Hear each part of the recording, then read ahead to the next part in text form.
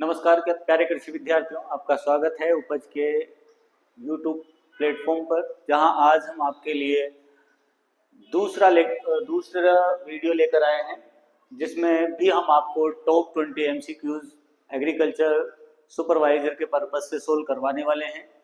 कल हमने 20 क्वेश्चन किए थे फर्स्ट वीडियो में। आज हम फिर 20 क्वेश्चंस को सोल्व करने वाले हैं, जिसमें हॉर्टिकल्चर, एग्रीकल्चर और एनिमल हस्बेंड्री तीनों के क्वेश्चन सम्मिलित किए गए हैं। और ये जो है ये क्वेश्चन सीरीज जो हम लेकर आए हैं, ये रेगुलर आपको एक निश्चित टाइम पर जो है आपको यूट्यूब प्लेटफॉर्म पर मिल जाएगी। डेली आप वीडियो देखेंगे तो आपको कुछ न कुछ लेक्चर में आपको कुछ न कुछ ऐसे कॉन्सेप्ट मिलेंगे और क्वेश्चंस को सोल्व करने का एक तर्क के साथ सोल्व करने का एक हुनर भी प्राप्त होगा और एक कॉन्फिडेंस आपको मिलेगा। तो आइए देखते हैं बिना देरी किए हुए हमारे क्वेश्चंस किस प्रकार के क्वेश्चंस आज रहते हैं और उनको किस तरह से हम सोल्व करेंगे। तो फर्स्ट क्वेश्चन हमारे पास है,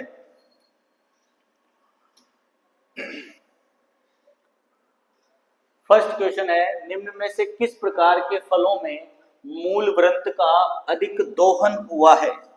देखो लैंग्वेज में हमको देखते हुए चलना पड़ेगा। किस प्रकार के फलों में मूल व्रंत का अधिक दोहन हुआ है, ये चीज देखनी है। किस प्रकार के फलों में मूल व्रंत मतलब रूट स्टॉक जो होता है, रूट स्टॉक का अधिक दोहन हुआ है। अधिक दोहन का मतलब यूज किसमें सबसे ज्यादा बड़ा है, उपयोग किसमें बड़ा है।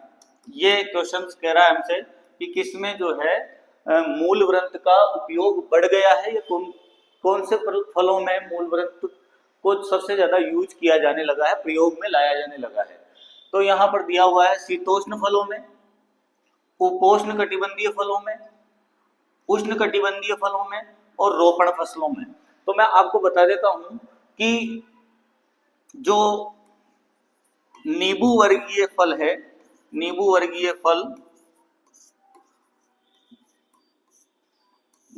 फलों में जैसे कि आपका एसिड लाइम आ जाता है, संतरा वगैरह, और भी जो नींबू कुल के फल है, जैसे कि हम बात कर लेते हैं जैक फ्रूट वगैरह, ऐसी चीजें जो है,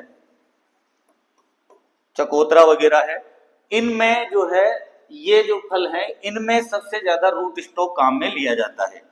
तो इन फलों में रूट स्टॉक का उपयोग बड़ा है। तो अब हमें ये पता करना है कि नींबू वर्गीय फल जो होते हैं वो कौन सी जलवायु से संबंध रखते हैं।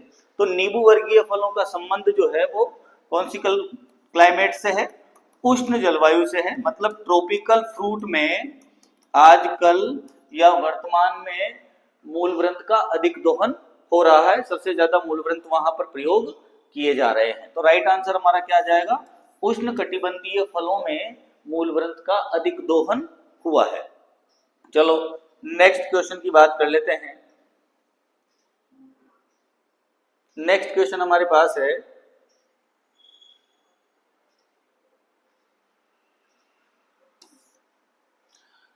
पशुओं में एंथ्रेक्स रोग का क्या कारण है। एंथ्रेक्स रोग जो है वो किसमें होता है, जनरली हमें देखने को मिलता है भेड़ में। किसमें देखने को मिलता है, भेड़ में हमें देखने को मिलता है। और एंथ्रेक्स रोग जो है वो प्रथम रोग है। प्रथम रोग जो किससे होता है, यहाँ ऑप्शन दिए हुए हैं, प्रोटोजोआ, बैक्टीरिया, वायरस और कृमि। तो किसके द्वारा होता है। तो मैंने आपको बताया कि सबसे पहला रोग है जीवाणु जनित, जो खोजा गया, जंतुओं में खोजा गया सबसे पहला जीवाणु जनित रोग जो है वो कौन सा है, एंथ्रेक्स है। जिसको किसने खोजा है, पास्चर ने व कोच ने, रॉबर्ट कोच व पास्चर ने जो है इसको सबसे पहले खोजा। जैसे हम बात करते हैं ना, पहली जीवाणु जनित बीमारी पौधों में अगर बात करें तो फायर ब्लाइट ऑफ एप्पल और पीच, या दगदंगमारी, सेब का दगदंगमारी रोग, वो पहला पादपों में खोजा गया बैक्टीरिया था, इर्विनिया एमाइलोरा। और बेसिलस एंथ्रेसिस जो बैक्टीरिया है, बेसिलस एंथ्रेसिस, इसको सबसे पहले जो है खोजा गया जंतुओं में, बीमारी में। तो जंतुओं में सबसे पहला बैक्टीरिया जो बीमारी उत्पन्न करता था वो बैसिलस एंथ्रेसिस था, जिसकी खोज पास्चर व रॉबर्ट कोच ने इसकी खोज की थी।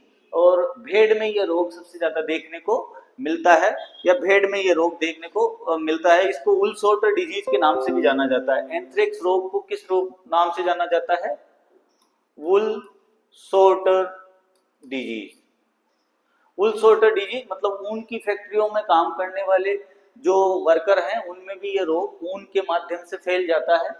और दूसरी चीज ये है कि इसको प्लीहा ज्वर भी कहा जाता है। इसको क्या कहा जाता है? प्लीहा ज्वर भी कहा जाता है। स्प्लीन फीवर, स्प्लीन फीवर इसको हम कहते हैं। गिल्टी बुखार भी इसको हम कह देते हैं, बावला बुखार भी इसको हम कहते हैं। तो ये था एंथ्रेक्स। एंथ्रेक्स जंतुओं में होने वाला मुख्य रोग है जो जीवाणु जनित है। आगे देखते हैं नेक्स्ट क्वेश्चन। एक ही खेत में नारियल, काली मिर्च, हल्दी की साथ साथ फसल लेने की प्रणाली क्या कहलाती है? तो यहां पर देख लो आप, डिफरेंट हाइट की क्रॉप्स आपको यहां पर देखने को मिल रही है। नारियल हो गया, काली मिर्च हो गया और उसके बाद में हल्दी हो गया। तो ये जो प्रणाली है इसे क्या कहेंगे? Relay cropping. रिले क्रॉपिंग क्या होता है? जैसे कि मैंने पिछले वीडियो में आपको बताया था कि ये ओवरलैपिंग फार्मिंग होती है, जो अनावर्तिक कृषि भी कहा जाता है, जिसको अनावर्त कृषि भी कहा जाता है, कि एक फसल की कटाई से पहले दूसरी फसल की हम बुआई कर देते हैं, वो रिले क्रॉपिंग होती है। मल्टीपल क्रॉपिंग मतलब जैसे एक खेत में हम कई सारी फसलें बोते हैं तो उसे हम क्या कहते हैं? मल्टीपल क्रॉपिंग कहते हैं। Multi steroid cropping, multi steroid cropping मतलब मल्टी स्टोरी, मतलब ऊंचाई के आधार पर, किसके आधार पर? ऊंचाई के आधार पर अगर हम फसलों को का चयन करते हैं, ऊंचाई के आधार पर चयन करते हैं अगर फसलों का, तो वो जो कहलाता है आपका क्या कहलाता है? मल्टी स्टेरॉइड क्रॉपिंग कहलाता है। मल्टी स्टेरॉइड क्रॉपिंग मतलब मल्टी स्टोरी, मतलब बहुमंजिला। कैसी प्रणाली है ये? बहुमंजिला प्रणाली। तो इसके केस में जो है राइट आंसर भी अपना यही हो जाएगा, बी राइट आंसर हो जाएगा कि नारियल, काली मिर्च और हल्दी को साथ साथ लेने की प्रणाली को हम क्या कह रहे हैं? बहुमंजिला प्रणाली कह रहे हैं। इनर क्रॉपिंग, इनर क्रॉपिंग जो है वो इंटर क्रॉपिंग यहाँ पर शब्द है, इंटर क्रॉपिंग। तो इंटर क्रॉपिंग में दो या दो से अधिक फसलों को एक निश्चित रो पैटर्न में अगर हम बुआई करते हैं तो वो इंटर क्रॉपिंग होता है। इंटर क्रॉपिंग का ही सब टाइप है मल्टी स्टोरी क्रॉपिंग। जो मल्टी स्टोरी क्रॉपिंग है वो भी इसी का सब टाइप है, बहुमंजिला कृषि प्रणाली। तो ये था, ये जनरली साउथ में हमें देखने को मिलती है। जनरली कहाँ देखने को मिलती है? साउथ में देखने को मिलती है। यहाँ हल्दी की जगह हम अनानास भी हमें देखने को मिलता है। अनानास भी हम यहाँ पर हल्दी की जगह लगा सकते हैं क्योंकि इसकी भी हाइट जो है वो कम होती है। नेक्स्ट देखते हैं, कैंकर किस फल की मुख्य बीमारी है? कैंकर जो है वो कौन से फल की महत्वपूर्ण बीमारी है? तो कैंकर को जानने से पहले जानते हैं कैंकर के इतिहास को, कि यह कैंकर कहाँ खोजा गया है। कैंकर जो है वो, इसका उत्पत्ति जो माना जाता है वो भारत व जावा को माना जाता है। जावा इंडोनेशिया में है। कहाँ पर है? इंडोनेशिया में। और भारत में इस रोग की खोज जो है वो फ्रोसेट व जेनकिन ने की थी। फ्रोसेट व जेनकिन ने इस रोग की खोज कहां पर की? देहरादून में। देहरादून में इस रोग की खोज की। और चीज हम देखते हैं, ये ऐसा रोग था कि इसकी वजह से फ्लोरिडा में बागान पूरे के पूरे खत्म हो गए। मतलब यूएसए ने इसके लिए जो है वो उन्मूलन कार्यक्रम भी चलाया है। भारत को नहीं चलाना पड़ा। अब इस रोग की अगर बात करें तो यह एक जीवाणु जनित रोग है। कैसा रोग है? जीवाणु जनित रोग है। जिस जीवाणु का वर्तमान नाम जो है वो क्या है? Xanthomonas, Xanthomonas axonopodis, Xanthomonas axonopodis pv citri. Pathovar जो होता है, पैथोवार क्या है इसका? सिट्राई, पीवी सिट्री इसका पैथोवार है। पहले स्टार्टिंग में इसका नाम जो है जेंथोमोनास सिट्री था, फिर उसके बाद में जेंथोमोनास कैपेस्ट्रिस कर दिया, फिर उसके बाद में वर्तमान में इसको जो है जेंथोमोनास एक्सेनोपोडिस पैथोवर सिट्राई के नाम से पढ़ा जाता है। तो जीवाणु जनित रोग है। अब देखते हैं किसका है। क्या आम में कैंकर बीमारी होती है, केला में होती है, नींबू वर्गीय पौधे में होती है, या पपीता में होती है? तो राइट आंसर हमारा क्या आ जाएगा, नींबू वर्गीय पौधों में होती है। सबसे पहले ये बीमारी जो खोजी गई थी वो किसमें खोजी गई थी? एसिड लाइम में। एसिड लाइम में ये बीमारी खोजी गई, मतलब जिसको हम कागजी नींबू कह रहे हैं। कागजी नींबू का वैज्ञानिक नाम अगर हम बताएं आपको तो इसका वैज्ञानिक नाम हो जाएगा सिट्रस मीडिया। सिट्रस मीडिया में खोजी गई। जावा में ये ओरेंटिफोलिया में खोजी गई थी, पर भारत में सिट्रस मीडिया में ये रोग खोजा गया। अब हम बात कर लेते हैं कि ये रोग जो है वो, इस रोग का संचरण किसके द्वारा होता है? संचरण जो होता है वो लीफ माइनर द्वारा होता है। लीफ माइनर जो है पर्ण सुरंगक, कौन सा कीट है? पर्ण सुरंगक कीट जो है उसके कारण यह रोग एक स्थान से दूसरे स्थान पर फैलाया जाता है। पर्ण सुरंगक जो कि पत्ती की संरचना को तो नहीं बिगाड़ता, पर पत्ती का जो पर्णहरित है उसको खा जाता है, ऐसा कीट होता है। ये कीट जो है वो इस रोग को फैलाता है। ठीक है, क्लियर है यहां तक? चलो नेक्स्ट क्वेश्चन की ओर बढ़ते हैं। नेक्स्ट क्वेश्चन है हमारे पास, निम्न में से दीर्घ दिवस या दीर्घ प्रकाशपेक्षी पादप कौन सा है? देखो, एक वैज्ञानिक हुए गार्नर व एलार्ड, जिन्होंने क्या किया? फोटोपीरियोडिज्म, प्रदीप्ति कालिता के आधार पर पौधों का वर्गीकरण किया, और उन्होंने बताया कि एसडीपी और एलडीपी दो तरह के पौधे होते हैं। फिर हमने बाद में ये भी पढ़ा कि पौधे जो है वो आईडीपी भी होते हैं और डीएनपी भी होते हैं। पर इन्होंने बताया था कि जो भी पौधे होते हैं जिनको पुष्पन के लिए 10 घंटे से कम प्रकाश चाहिए, वो पौधे होते हैं एसडीपी। तो मतलब इसमें जो पौधे आते हैं वो उष्ण कटिबंधीय पौधे आ जाते हैं। कैसे आ जाते हैं? उष्ण कटिबंधीय पौधे आ जाएंगे, और इनमें जो है वो 14 घंटे से अधिक प्रकाश की आवश्यकता होती है। तो इसमें जो पौधे आ जाते हैं वो कैसे आ जाते हैं? शीत कटिबंधीय। कैसे आ जाएंगे? शीत कटिबंधीय। मतलब एलडीपी मतलब दीर्घ दिवस वाले पौधे होंगे, और यहां बात भी कौन सी हो रही है? दीर्घ दिवस। तो ऐसे पौधे जिनको 14 घंटे से ज्यादा पुष्पन के लिए प्रकाश की आवश्यकता होती है उनको हम दीर्घ दिवस पौधे कहते हैं, और दीर्घ दिवस पौधों को हम शीत कटिबंधीय पौधे भी कहते हैं। तो यहाँ पर शीत कटिबंधीय पौधे कौन से हैं, उष्ण कटिबंधीय कौन से हैं? तो शीत कटिबंधीय में तो आ जाता है रबी के पौधे, और उष्ण कटिबंधीय में आ जाता है खरीफ की फसलें। तो देखो कौन सी है, देखते हैं। हमारे पास ऑप्शन है सोयाबीन, मूंग, ज्वार और चुकंदर। तो ये तीनों जो है वो खरीफ की फसलें हैं। कहाँ की फसलें हैं? खरीफ की फसलें हैं। अब चुकंदर जो है वो शीत कटिबंधीय पौधा है, तो राइट आंसर हमारा यहाँ पर क्या आ जाएगा? दीर्घ दिवस पौधे में चुकंदर हमारा यहाँ पर राइट आंसर हो जाएगा। बीट रूट जो है वो बिल्कुल क्लियर आंसर होगा। नेक्स्ट क्वेश्चन की ओर बढ़ते हैं। अच्छा, आपको अगर कभी लगता है कि इस प्रकार का डाउट है तो आप कमेंट बॉक्स में जरूर डाला करें कि ये डाउट किस प्रकार से क्लियर होगा, कैसे नहीं होगा। कोई भी डाउट अगर आपको आता है तो आप उसी से रिलेटेड हम जो है क्वेश्चंस भी लाने की कोशिश करेंगे और आपके डाउट को सोल्व करने की कोशिश भी करेंगे। खरीफ दलहनी फसलों में फसल खरपतवार प्रतिस्पर्धा की कौन सी क्रांतिक अवस्था होती है? देखो, क्रांतिक अवस्था से मतलब क्या है? क्रांतिक अवस्था से मतलब है खरपतवार के संदर्भ में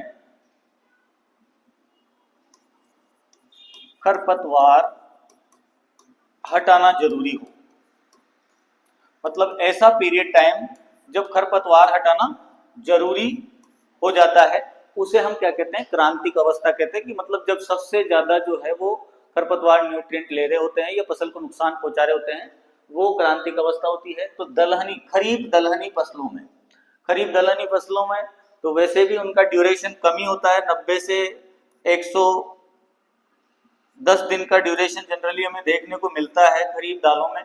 पर अब कौन सा टाइम है जब हम खरपतवार को हटा सकते हैं, या जब खरपतवार सबसे ज्यादा प्रतिस्पर्धा करता है? तो बुआई से 15 दिन तक, 15 से 30 दिन तक, 30 से 45 दिन तक और 45 से 60 दिन तक। तो बुआई से लेकर के 15 दिन तक दिया हुआ है, 15 से 30 दिन तक दिया हुआ है और 30 से 45 दिन तक दिया हुआ है। तो दलहनी फसलों की अगर बात करें तो दलहनी फसलों के केस में हमें जो है 12 से 13 दिन में हमें उनको कंट्रोल कर लेना चाहिए, अन्यथा जो है वो फिर फसल का उसमें नुकसान होने लग जाता है। मतलब वो फसल खरपतवार से अधिक प्रतिस्पर्धा करते ही, या खरपतवार फसल से अधिक प्रतिस्पर्धा करता है। तो राइट आंसर हमारा यहाँ पर क्या जाएगा, बुआई से 15 दिन तक हमें क्या कर लेना चाहिए, खरीफ दलहनी फसलों में खरपतवार नियंत्रण कर लेना चाहिए।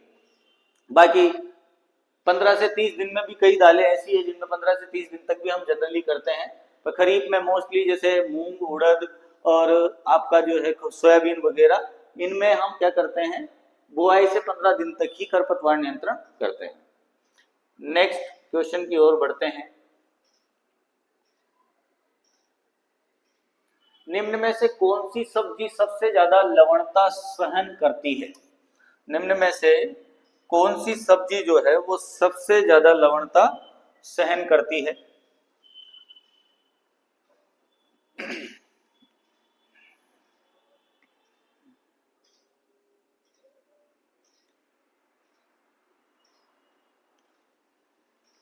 चलो देखो, निम्न में से सबसे ज्यादा लवणता मतलब साल्ट रेसिस्टेंट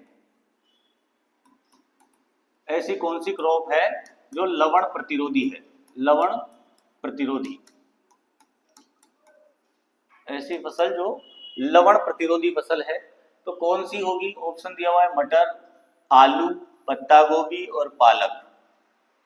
तो देखो, सबसे ज्यादा लवणता सहन करने वाली सब्जी तो कौन सी है? चुकंदर। और दूसरे नंबर पे आ जाती है हमारे पास पालक।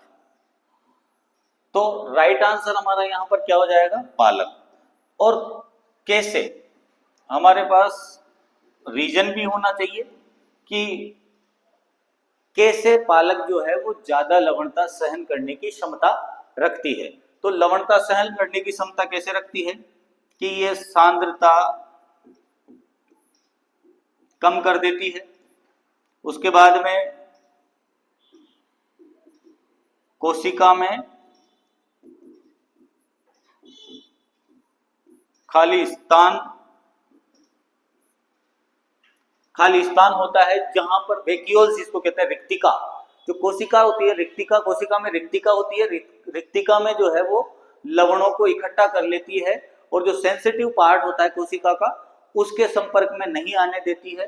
ये ऐसी कोशिकाएं पालक में पाई जाती है जो लवणों का स्टोर कर लेती है। चुकंदर में भी पाई जाती है। तो ये चीनोपोडियसी कुल के जो पौधे हैं, कौन से कुल के पौधे हैं? चीनोपोडियसी कुल के जो भी पौधे हैं उनमें ये विशेष कोशिकाएं पाई जाती है, जिसके कारण वो क्या कर लेते हैं, लवणों को इकट्ठा कर लेते हैं और जो सेंसिटिव पार्ट होता है कोशिका का उसके संपर्क में नहीं आने देते हैं, जिससे कि लवण को सहन करने की क्षमता पौधा दर्शाता है।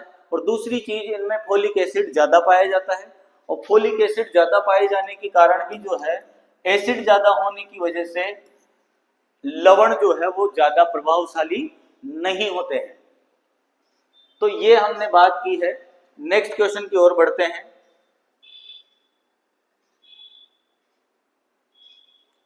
सेब किस फल की किस्म है? सेब जो है वो किस फल की किस्म है? और फल यहाँ पर दिए हुए हैं, पीच दिया हुआ है, आड़ू, नाशपाती दिया हुआ है, उसके बाद में सेब दिया हुआ है और बेर दिया हुआ है। तो बिल्कुल सिंपल सवाल यहाँ पर किस्म से रिलेटेड पूछा है। सेब की किस्म जो है वो किसकी किस्म है? बेर की किस्म है। किसकी किस्म है? बेर की किस्म है। और ये जो है वो पछेती किस्म है, बेर की पछेती किस्म है, और जो कि अपने स्वाद के लिए जानी जाती है।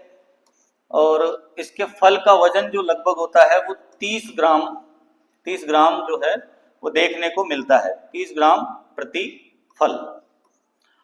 और एक और चीज कि इसकी यील्ड जो होती है वो 100 किलोग्राम पर प्लांट होती है। 100 किलोग्राम पर प्लांट जो है सेब की यील्ड होती है। राजस्थान में ये वैरायटी फेमस वैरायटी है राजस्थान के लिए, और ये इसके स्वाद के लिए जो है जानी जाती है।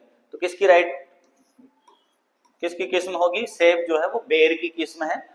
गोला, मुंडिया, उमरान, ये भी बेर की किस्म है। चलो नेक्स्ट क्वेश्चन की ओर बढ़ते हैं।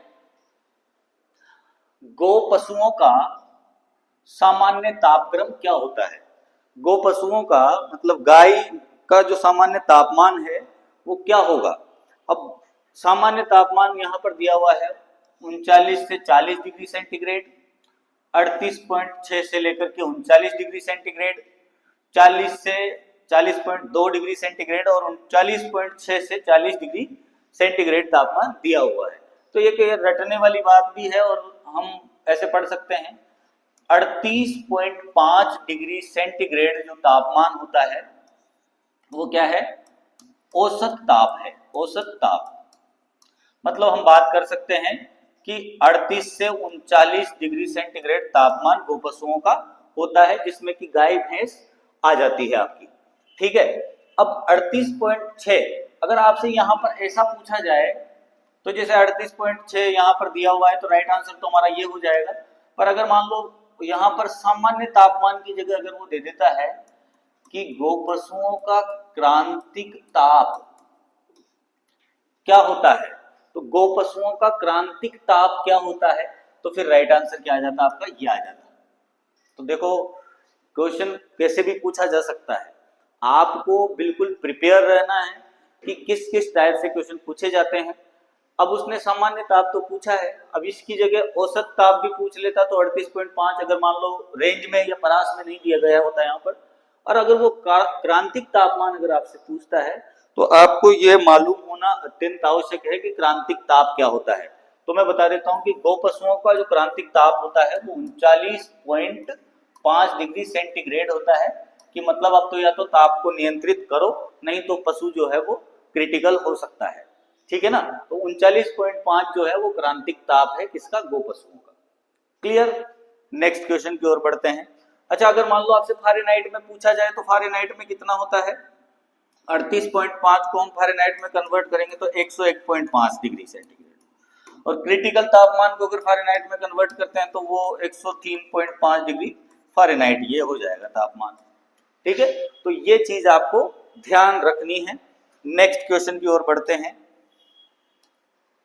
क्वेश्चन नंबर 10,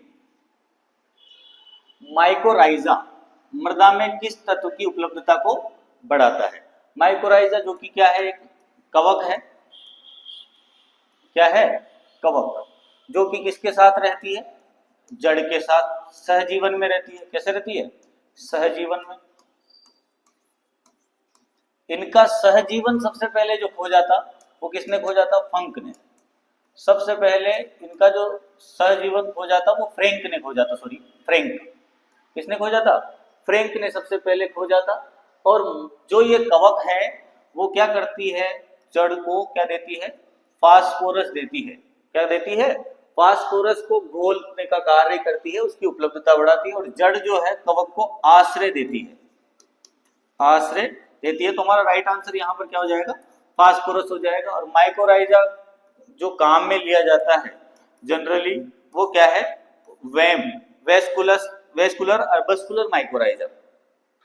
मतलब अंत माइकोराइजा जो है सामान्यतः काम में लिया जाता है। माइकोराइजा, अंत माइकोराइजा जैव उर्वरक जनरली काम में लिया जाता है।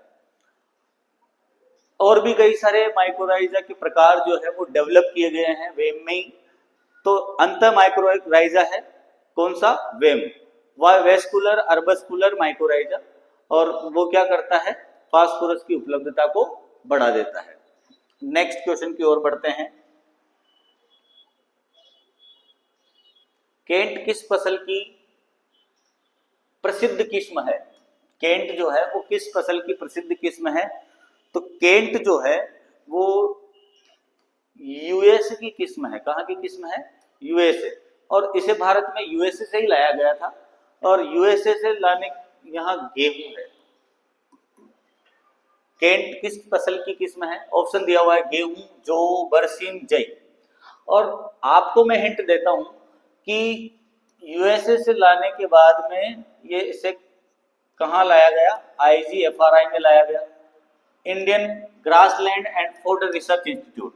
तो आपको पता करना है कि कौन सी यहाँ पर जो फसल दिख रही है जो चारे वाली फसल है, तो बरसीम और जई यहाँ पर चारे वाली फसलें हैं। तो केंट जो वो वेराइटी है वो किसकी वेराइटी है? जई की वेराइटी है। किसकी वेराइटी है? जई की वेराइटी है, जो कि कहाँ से? यूएसए से लाई गई है।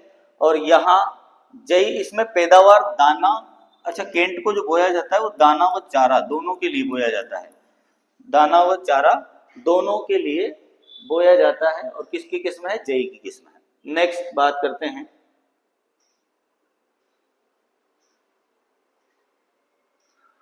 पाले की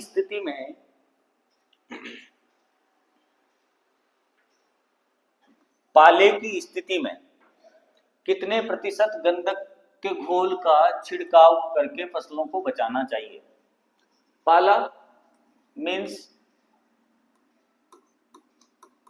कोशिका का द्रव जमना। पाला मतलब क्या होता है? कोशिका का द्रव जो है वो जम जाता है। ठीक है, कोशिका का द्रव अगर जम जाता है तो फिर क्या होता है? कोशिका नष्ट हो जाती है। अब उस कोशिका को फटने से बचाने के लिए जो है हम किसका स्प्रे करते हैं? गंधक के घोल का, H2SO4 का स्प्रे करते हैं। और H2SO4 को क्या बनाया जाता है? तनु। और कितना तनु बनाया जाता है कि उसका घोल जो है हमें कितना बनाना पड़ता है? 0.1% उसका घोल बनाना पड़ता है। जो H2SO4 में जो सल्फर तत्व है, कौन सा तत्व है? सल्फर तत्व जो है वो पाले से सुरक्षा करता है, पाले से सुरक्षा देता है। कैसे देता है? कोशिका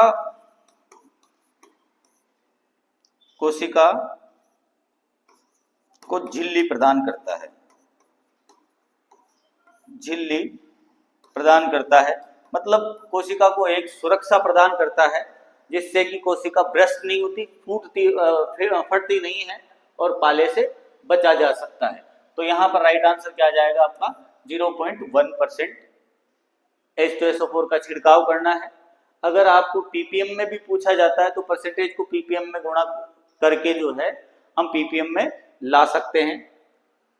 चलो आगे देखते हैं नेक्स्ट क्वेश्चन, क्वेश्चन नंबर 13। सरदार निम्न में से किसकी किस्म है? तो सरदार किसकी किस्म है? इसके पहले मैं आपको बता देता हूं, इसको L49 भी कहा जाता है। क्या कहा जाता है? L49, जिसको इलाहाबादी सफेदा से विकसित किया गया। कौन सी किस्म से विकसित किया गया था इसको? इलाहाबादी सफेदा से इसको विकसित किया गया। और विकसित कहां पर किया? पुणे में। इलाहाबादी सफेदा द्वारा सिलेक्शन मेथड द्वारा, कौन से मेथड द्वारा? चयन विधि द्वारा जो है L49 को विकसित किया गया। और L49 में की क्वालिटी ये भी है कि इसका अच्छा गुदा जो होता है वो कैसा होता है? सफेद होता है, सफेद गुदा होता है, और स्वाद में अच्छा होता है, तो स्ट्रॉबेरी, सेब, लीची और अमरूद, चार यहाँ पर दिए गए फसलें हैं। तो अमरूद जो है उसकी किस्म है L49, जो कि इलाहाबादी सफेदा से हमने निकाली है, मतलब ये पुणे द्वारा विकसित की गई है। अच्छा, ये वैरायटी जो है वो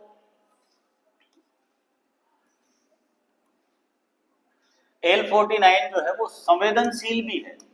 संवेदनशील किसके प्रति संवेदनशील है? ब्रोंजिंग। किसके प्रति संवेदनशील है ये? ब्रोंजिंग के प्रति संवेदनशील है। मतलब ब्रोंजिंग बहुत ज्यादा आता है इस वैरायटी में। क्या है? ब्रोंजिंग की समस्या देखने को ज्यादा मिलती है। क्लियर है? ब्रोंजिंग देखने को यहां पर मिलता है। अब आगे बात कर लेते हैं नेक्स्ट क्वेश्चन की। नेक्स्ट क्वेश्चन है हमारे पास बडिंग, मतलब आंवले का व्यापारिक स्तर पर प्रवर्धन किया जाता है।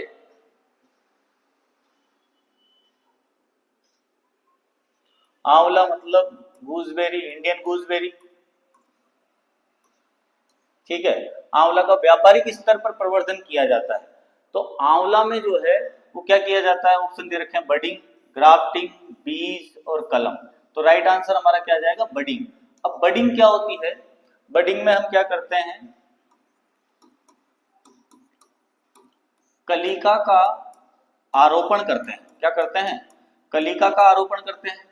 और कलिका का आरोपण करते हैं तो उसमें कट किस प्रकार का लगाया जाता है? उसी नाम से जो है वो क्या हो जाता है? बडिंग का नाम हो जाता है। तो इसमें जो कट लगाया जाता है वो पेज बडिंग इसमें देखने को मिलती है, या मॉडिफाइड रिंग इसमें देखने को मिलती है। मॉडिफाइड रिंग, संशोधित छल्ला विधि जो है, रिंग बडिंग इसमें काम में ली जाती है। अच्छा, तो बडिंग कब करनी चाहिए? ये भी पूछा जाने वाला क्वेश्चन है कि आंवले में बडिंग जो की जाती है वो मिड मई से लेकर के सितंबर में बडिंग हम इसमें करेंगे। कब करेंगे? मई से सितंबर में बडिंग की जाती है। ग्राफ्टिंग जनरली हमें कहाँ देखने को मिलती है? आम में देखने को मिलती है, एपिकोटाइल ग्राफ्टिंग, वीनियर ग्राफ्टिंग। बीज द्वारा जो है वो हम कौन से पौधों को लगाते हैं? जैसे कि जो बीजू पौधे हैं जिनको हम अलैंगिक प्रवर्धन जिनका नहीं कर सकते, जिनका प्रवर्धन लैंगिक रूप से ही होता है, उनको, जैसे कि नींबू वर्गीय फल हो गए, नींबू वर्ग, तो नींबू वर्ग में बीज द्वारा भी हम जो है प्रवर्धन करते हैं। कलम द्वारा जो है, जैसे गुलाब में हमें कलम द्वारा, कटिंग द्वारा जो है प्रवर्धन कर सकते हैं। तो आंवले में जो व्यापारिक स्तर पर किया जाता है, आमतौर पर जो किया जाता है वो बडिंग किया जाता है। कौन सा बडिंग? पेज बडिंग और मॉडिफाइड रिंग, संशोधित छल्ला विधि। नेक्स्ट क्वेश्चन की ओर बढ़ते हैं। नेक्स्ट क्वेश्चन हमारे पास है, क्षारीय मृदाओं को सुधारने के लिए कौन सा मृदा सुधारक उपयोग करते हैं? क्षारीय मृदाओं को सुधारने के लिए, क्षारीय मृदाएं क्या होती है? ऐसी मृदाएं जिनमें सोडियम की अधिकता होती है, जिनका पीएच अधिक होता है, जिनका ईसी कम होता है, ऐसी मृदाएं जो होती है वो क्षारीय मृदाएं होती है। और क्षारीय मृदाओं को इसीलिए, उनमें सोडियम ज्यादा होता है, इसीलिए उनको हम क्या कहते हैं? सोडिक मृदाएं भी कहते हैं। सोडिक भी कह देते हैं और सोलोनेट्स भी कह देते हैं। सोलोनेट्स, या फिर क्या कह देते हैं? काली ऊसर भी कह देते हैं। काली ऊसर, काली ऊसर भी उसे कहा जाता है। तो अब जो सारी मृदाएं हैं उस सोडियम को हटाने के लिए क्या काम में लिया जाएगा? तो ऑप्शन दिया हुआ है गंधक का अम्ल, गंधक, पाइराइट और जिप्सम। तो जहां सोडियम की सांद्रता ज्यादा होती है, फिर वहां हमें ऐसे कैल्शियम लवण काम में लेने पड़ते हैं जिनमें घुलनशीलता अधिक होती है। तो सबसे ज्यादा घुलनशील जो कैल्शियम वाला जो पदार्थ है या भूमि सुधारक है वो क्या है? Gypsum, CaSO4.2H2O। ये जो है क्या करेगा? मृदा क्ले पे जो सोडियम पार्टिकल है, सोडियम जो है उसको यहां से हटा देगा और सोडियम की जगह जो है क्या आ जाएगा? कैल्शियम। और Na2SO4 जो है वो लीचेबल है। क्या है? लीचेबल है। तो राइट आंसर ये हो जाएगा। ये क्या है? अम्ल उत्पादक है। कैसे हैं? अम्ल उत्पादक, तो इनको कहाँ काम में लेंगे? कैल्शियम युक्त क्षारीय मृदा, कैल्शियम युक्त क्षारीय मृदा में इन्हें हम काम में लेंगे। आगे बात समझ में? क्षारीय मृदाओं को सुधारने के लिए कौन सा मृदा सुधारक काम में लेंगे? जिप्सम काम में लेंगे। अगर ये कैल्शियम युक्त क्षारीय मृदाएं होती तो फिर हम क्या काम में लेते? गंधक अम्ल भी काम में लेते, गंधक भी काम में लेते, पाइराइट भी काम में ले लेते। क्लियर है यहां तक? चलो नेक्स्ट क्वेश्चन की ओर बढ़ते हैं।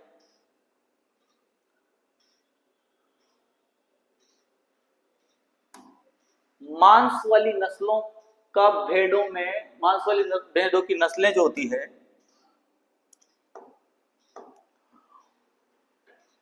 भेड़ों का गर्भकाल कितने दिनों का होता है?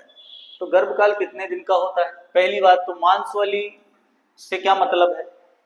देखो मैं आपको बता देता हूं कि जो वेरिएशन होता है 142 से लेकर के 152 दिन, ये जनरली हमें भेड़ में गेस्टेशन पीरियड या गर्भकाल देखने को मिलता है, जो कि किसके आधार पर 142 से इतना वेरिएशन क्यों दिया हुआ है?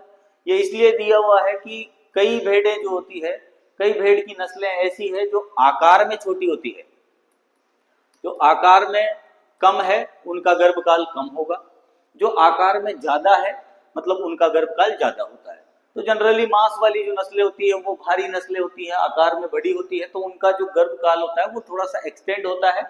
और वहां हमें देखने को मिलता है, ऑप्शन दे रखा है 150 से 152 दिन, 141 से 145 दिन, 155 से 160 और 133 से 140। तो राइट आंसर मैंने बता दिया आपको कि मैक्सिमम कितना होगा? 152। तो 150 से 152 के बीच में जो है हमें गर्भकाल देखने को मिलेगा। औसत गर्भकाल की बात करें तो औसत गर्भकाल जो है वो 147 दिन जो है भेड़ का होता है। तो ये चीज समझ में आ गई आपको? कंफ्यूजन बिल्कुल भी नहीं रखना। नेक्स्ट, दूध को उतारने में किस हार्मोन का प्रयोग करते हैं? तो दूध जो है उतारना मतलब होता है पावशना, मतलब milk let down, milk let down. तो मिल्क लेट डाउन जो होता है, जैसे कि अयन से दूध का कहां आना? अयन से दूध का थन में आना और थन से वापस चला जाना, ये चीज होती है। तो अयन से थन में आता है किसके द्वारा? ऑक्सीटोसिन, ऑक्सीटोसिन हार्मोन के द्वारा आता है। और एड्रेनालिन से वापस, एड्रेनालिन हार्मोन से जो है वो वापस अयन में चला जाता है, अडर से टीथ में आने का काम करता है। तो पावसने का काम जो करेगा वो ऑक्सीटोसिन, और इसकी सक्रियता जो होती है, सक्रियता इसकी जो देखने को मिलती है वो कितनी मिलती है? 5 मिनट। कितनी देखने को मिलती है? 5 मिनट हमें यहाँ इसकी सक्रियता देखने को मिलती है। तो राइट आंसर आपका क्या जाएगा? ऑक्सीटोसिन हार्मोन राइट आंसर हो जाएगा। नेक्स्ट क्वेश्चन की ओर बढ़ते हैं। बकरी का औसतन गर्भकाल कितने दिन का होता है? तो बकरी का हमने पढ़ा है 152 दिन का गर्भकाल होता है। ऑप्शन देखो, 160 से 168 दिन, 150 से 160 दिन, 148 से 150 दिन और 148 से 156 दिन। तो यहाँ पर राइट आंसर क्या होगा? तो यहाँ पर राइट आंसर आपका क्या हो जाएगा? 148 से 156 दिन राइट आंसर हो जाएगा। मतलब मिनिमम जो है वो 148 ही होता है और मैक्सिमम 156 देखने को मिलता है। और औसत जो है वो कितना है? 152 दिन इसका औसत गर्भकाल होता है। किसका? बकरी का। ब्रीड के अकॉर्डिंग प्लस माइनस 3 डेज यहां पर देखने को मिल सकते हैं। नेक्स्ट क्वेश्चन की बात करते हैं।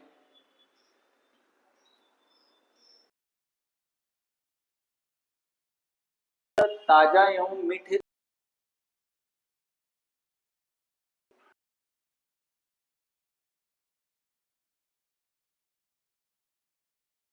पीएच क्या होगा गाय के दूध का, या दूध का पीएच क्या होता है? तो ऑप्शन दिया है 5.2 5.4, 6.7 टू 6.9, 6.4 टू 6.6 और 6.4 टू 4.4 टू 4.6। तो ये तो होता नहीं है, क्योंकि हमने ये पढ़ा है कि दूध जो है वो हल्का अम्लीय होता है। कैसा होता है? हल्का अम्लीय होता है। अब हमारे पास यहाँ पर एक संकट ये है कि 6.7 से 6.9 भी दे रखा है और 6.4 से 6.6 भी दे रखा है। तो 6.7 से 6.9 तक जो है वो अम्लीय नहीं माना जाएगा, ठीक है। तो 6.4 से 6.6 हमें यहाँ पर देखने को मिलता है, और ये अम्लीयता जो होती है वो किसके कारण आती है? CO2 के कारण और साइट्रेट CO2 के कारण, और उसके बाद में जो प्रोटीन है, प्रोटीन में जैसे कि केसीन प्रोटीन है, उससे ये पीएच जो है या ये जो अम्लीयता जो है वो देखने को मिलती है। तो दूध जो है वो स्लाइट एसिडिक होता है, मतलब हल्का अम्लीय होता है। तो राइट आंसर 6.4 टू 6.6 यहाँ पर राइट आंसर आ जाएगा गाय के लिए। नेक्स्ट और लास्ट क्वेश्चन आज का हमारा है सनाए मतलब सेना, केसिया अंगस्टिफोलिया। सेना जो कि एक औषधीय फसल है, ऐसी फसल है जो लेग्यूमिनेसी कुल की फसल है। लेग्यूमिनेसी कुल में भी औषधीय फसलें हैं, तो कौन सी है? सेना। सनाई जिसको कहते हैं, कौन सा भाग औषधीय महत्व रखता है? अच्छा, ये जो है पीले फूल वाली औषधि है। पीले फूल वाली औषधि कैसी औषधि है? पीले फूल वाली औषधि है। तो इसका कौन सा भाग जो है वो प्रयोग में लिया जाता है? इसमें सेनोसाइड पाया जाता है, ABCD।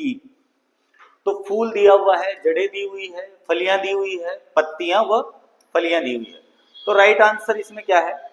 लीफ जो है वो सबसे ज्यादा उपयोगी होती है। बाकी फलियों का जो ऊपरी भाग होता है, छिलका जो होता है, वो भी हम उपयोग कर सकते हैं।